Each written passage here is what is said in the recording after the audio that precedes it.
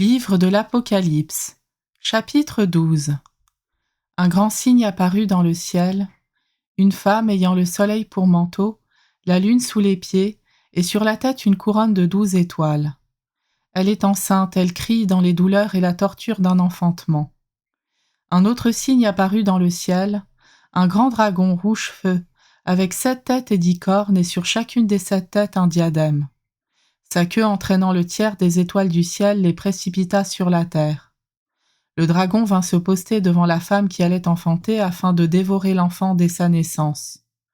Or elle mit au monde un fils, un enfant mâle, celui qui sera le berger de toutes les nations, les conduisant avec un sceptre de fer.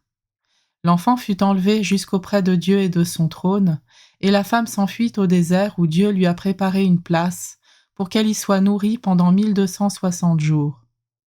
Il y eut alors un combat dans le ciel. Michel avec ses anges dut combattre le dragon. Le dragon lui aussi combattait avec ses anges, mais il ne fut pas le plus fort. Pour eux désormais nulle place dans le ciel. Oui, il fut rejeté, le grand dragon, le serpent des origines, celui qu'on nomme diable et Satan, le séducteur du monde entier. Il fut jeté sur la terre et ses anges furent jetés avec lui. Alors j'entendis dans le ciel une voix forte qui proclamait: Maintenant, voici le salut, la puissance et le règne de notre Dieu, voici le pouvoir de son Christ, car il est rejeté l'accusateur de nos frères, lui qui les accusait jour et nuit devant notre Dieu. Eux-mêmes l'ont vaincu par le sang de l'agneau, par la parole dont ils furent les témoins, détachés de leur propre vie, ils sont allés jusqu'à mourir.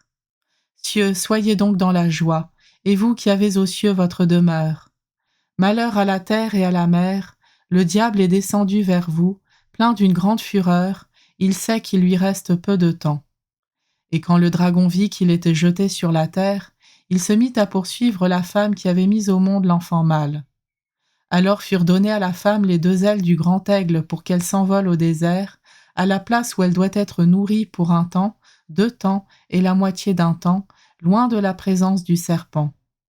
Puis de sa gueule, le serpent projeta derrière la femme de l'eau comme un fleuve, pour qu'elle soit emportée par ce fleuve. Mais la terre vint au secours de la femme, la terre ouvrit la bouche et engloutit le fleuve projeté par la gueule du dragon. Alors le dragon se mit en colère contre la femme, il partit faire la guerre au reste de sa descendance, ceux qui observent les commandements de Dieu et gardent le témoignage de Jésus. Et il se posta sur le sable au bord de la mer.